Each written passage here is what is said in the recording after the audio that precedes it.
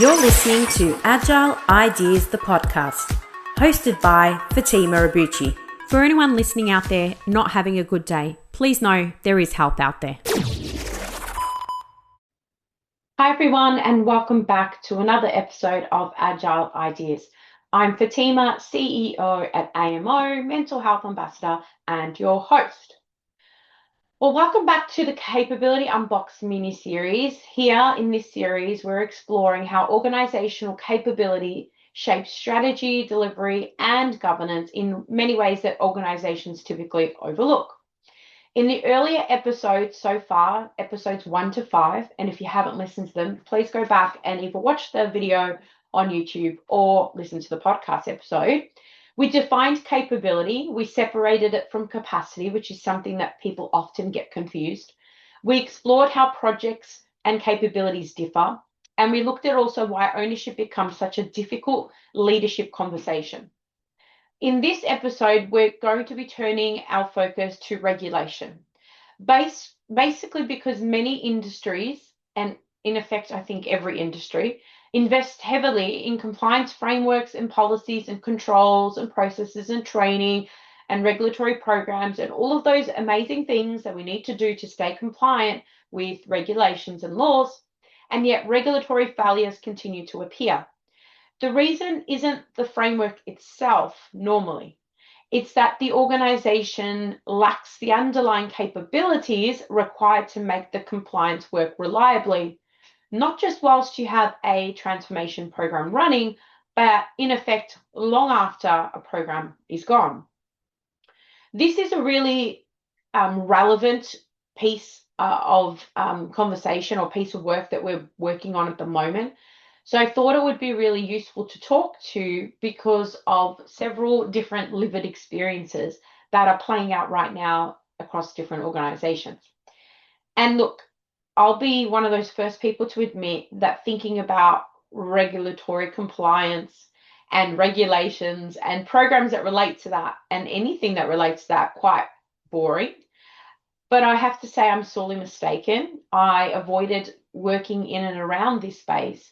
But because regulation follows companies everywhere of every size and every nature, it just become more and more prominent. And so now that I'm in the thick of it doing work in and around the financial services regulation space, it is becoming a lot more prevalent how actually interesting it is to not only help to get organizations to a point where that they can be compliant, but actually what happens after they have met the initial requirements, whether they're securing an AFSL license, whether they are registering to be an AML CTF registered business with Austrac, whatever it might be.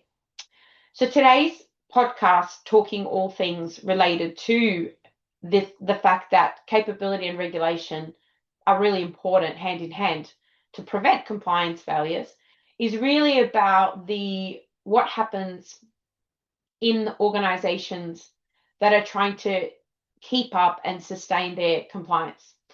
And I will just preface this by saying this is not about giving legal advice. This is not about giving advice on any particular regulation. This is more about delivery and the context of making sure that you have the right processes and the capabilities in a business to continue to be able to meet your compliance needs, whether they are regulatory compliance or even compliance internally within the organization itself. So on that note, let's talk a little bit about why it matters. In regulated industries, which I really haven't met an organization that isn't regulated, really. I mean, they come in different shapes and sizes, and there's different levels of regulation depending on the industry that you're running. But what I found, and typically spending half my time or 3/4 of my time in very large businesses, and then the other sort of quarter in small and medium, that organizations, particularly those that are larger, invest heavily in compliance. And they spend a lot of time creating policies and controls and monitoring frameworks and reporting structures, all of the things necessary to help them to meet their compliance obligations. The problem is that they continue to have compliance failures appear. And so when has even seen an article recently where one of the regulators has called out another organization who has effectively breached a number of regulations. And what regulators repeatedly highlight appear to be very similar issues. And this raises a deeper question, and one of the things I've been pondering a lot, especially working and spending a lot of time in this regulatory compliance space. And that is, if organizations have these frameworks in place, then why does compliance still fail?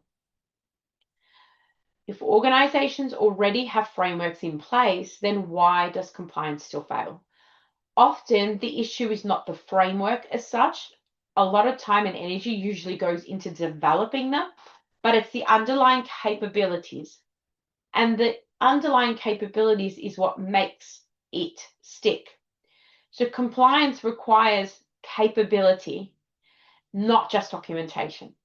And remember what we talked about, it's the capability, the what an organization does, not just about the people capabilities, but the organizational capabilities as well. And that's why that's a really important insight to call out.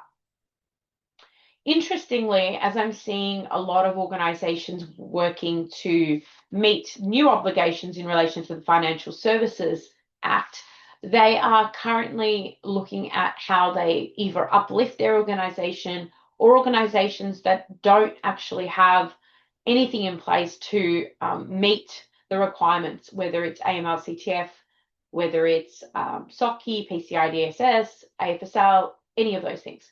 And so a lot of the time, as I hear and see from those organizations, they usually start in one of two places. I mean, besides having a think about what strategic direction they're taking with things.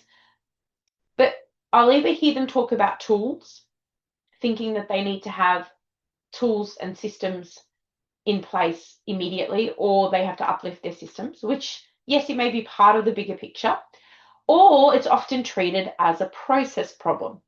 So most organizations will approach regulation as a process exercise. They'll actually focus on those things that I mentioned around, policies and control registers, obligations registers, documentation, audit evidence, audit trails, all those sorts of things. Yes, very important, but this is assuming that the organization has all of the capability required to perform the work consistently. As an example, a small or medium financial services organization may document their AML monitoring processes. They may actually make sure that they can put that in a framework that they can adhere to and show to the regulator should they ask. But the organization itself might actually, because maybe they're new or they're smaller or they don't have the maturity, they might lack the capability in actually transaction monitoring. They may actually lack the investigation processes needed to support that. They may not have the data quality. They may not have the right governance to not only notify the regulator, but also escalate internally for resolution. So those documented processes will not be able to function reliably without having the supporting capabilities underneath it. Controls will describe the behavior that is required, whereas the capabilities will enable that behavior. And so this is why behind compliance, every organization relies and needs to rely on capability. And if you are going to meet your regulatory obligations, you need to have the right organizational capability to do so. And again, I'll use AML CTF because it's very prominent right now with the legislation passing here in Australia very, very soon. That's going to capture a lot more individuals and organizations under the AML CTF Act. And AML capability requires monitoring systems, investigation teams, governance structures, reporting processes, escalation authority training. Again, not too dissimilar to AFSL and other sorts of regulation. But an organization that lacks existing risk management capability won't have the right risk identification processes in place. They won't have the right risk ownership, structures, reporting rhythms, cadences, decision forums. Those are things that typically should exist in an organization and be solid, because then that'll enable you to meet your regulatory obligations better because you have the underlying capabilities that are necessary. Compliance itself will emerge when these capabilities function reliably. Without them, the controls will exist on paper, but they'll actually fail in practice. And this is very evident in a number of cases that you're hearing in the media around where organizations have got it wrong and they've either breached or they've had fines or other issues as a result of not meeting or breaching a compliance requirement. So regulators will typically and frequently identify situations where policies exist, but they're not followed operationally. And that's the capability gap. It's actually very timely because I came across an article yesterday about an organization who has actually allegedly outsourced their AML CTF capability completely, and they've neglected potentially to have the necessary means internally to show that they are still accountable. And so there is a number of fines and also additional consequences that have been brought down by the regulator. Now, that's just one example. I see lots of articles and lots of news stories about these sorts of things. And as I said, they are very much similar in nature. And I think that a lot of them come down to the execution gap.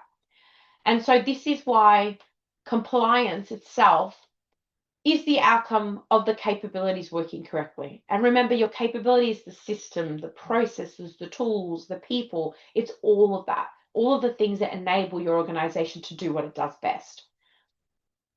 So thinking about regulatory failure and how this often repeats, one thing I can say is I've spent a lot of time in banking and financial services over the last 2 decades.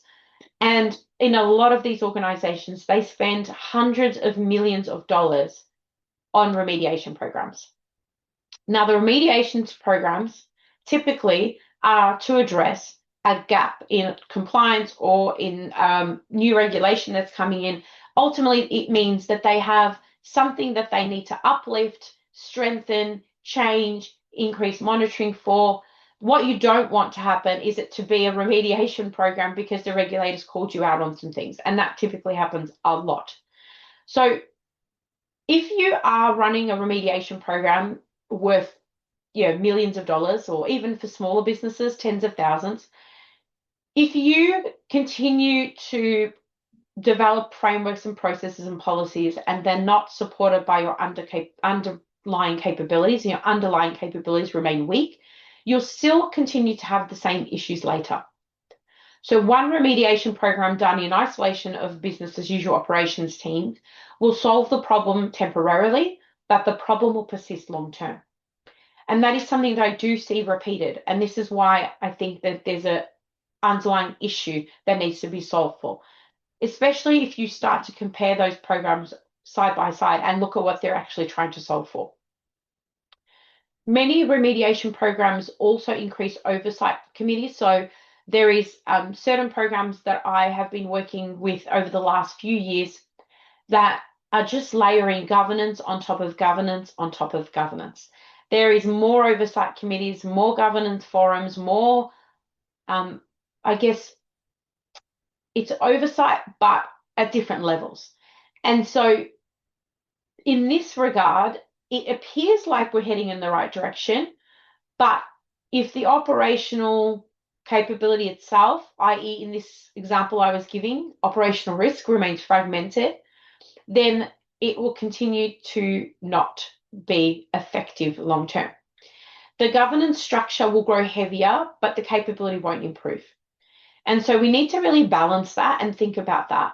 The capabilities that you have within your organization should have the right structure around them already. And so you're leveraging that as opposed to creating from new. Remember, you can't govern a weak capability to make it stronger. That's not how it works. So now that we've spoken about capabilities and regulatory confidence and compliance, what we can do is thinking about how capability-led compliance can look like in an organization. Now, I mentioned earlier that I'm working with a number of organizations and helping them answer this exact question. And one of the things that some organizations do is typically will start with what the obligation is, or what the regulation is that they need to meet, or the controls and all those sorts of things. Sorry, I've got a bit of a dry throat. So capability-led compliance begins by asking, what organizational abilities must exist for us to meet our obligations consistently? From there, organizations can then assess whether their capability exists. With many organizations at the moment, AML-CTF, for example, is a new capability that they would need to make sure is bedded down in their organization and may not have existed earlier, whether it's strong enough and where improvement is required. So the controls that you have in your business will reinforce those capabilities rather than acting as a substitute for them. So when you think about the regulations and the capabilities and the obligations that you need to meet, it's really important to start to map those to the capability areas of your business, whether it's your customer lifecycle management, which we touched on in an earlier episode, whether it's transaction monitoring pertaining to the AML side of things, whether it's complaints handling, customer service, operational resilience, all of those sorts of things. So to make compliance sustainable, having strong capabilities is necessary. And so one of the things that Capability in a Box, or CIAB, that we've spent a lot of time on, helps organizations to do is to actually map their regulatory obligations to organizational capabilities.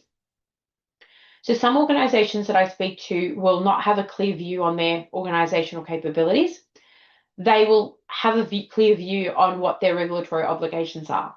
Now, if the two don't align, you're going to have capability gaps.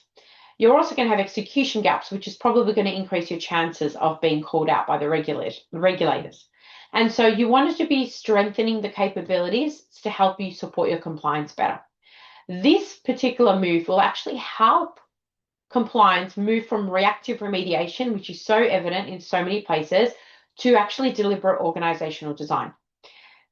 A lot of the times, compliance will become sustainable if we spend the time and the energy up front designing intentionally around our capabilities.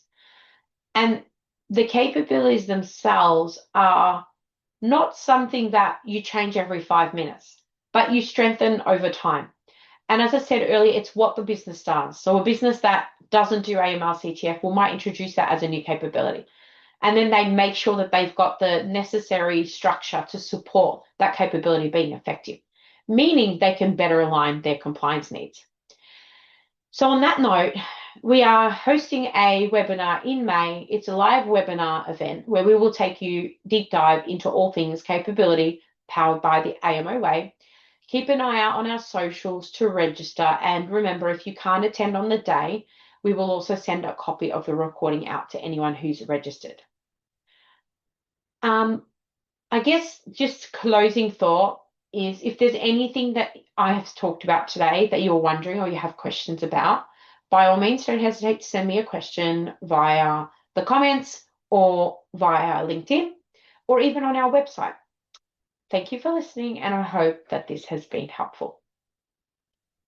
Thank you so much for listening to this podcast.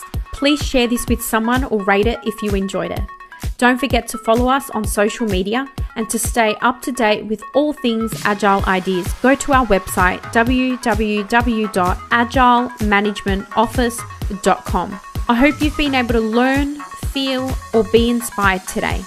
Until next time, what's your Agile idea?